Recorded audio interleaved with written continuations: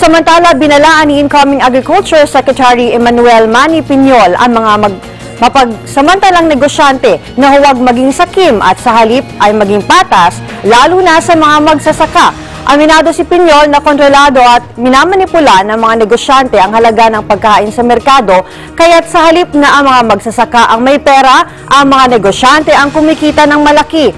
Partikular na tinukoy ng magiging hepe ng DA ang anomalya sa pagbili at pagbebenta ng mga produktong agrikultura. Halimbawa narito, anya, ang raw rubber na nasa 20 pesos lamang kada kilo, subalit ang halaga ng isang pickup rubber tire o gulong ay nasa halos 10,000 piso kada piraso.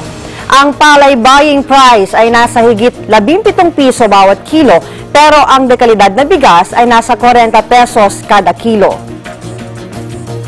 Ang baboy o live hog ay nabibili ng 90 pesos kada kilo, pero kapag ibibenta na ang karne ng baboy, pumapalo ito sa higit 150 pesos kada kilo sa mga pamilihan. Tiniyak naman ng incoming DA chief na susuportahan ng Administrasyong Duterte ang mga magsasaka at mangingisda para mapababa ang gastos sa produksyon at dumami ang kanilang inaani.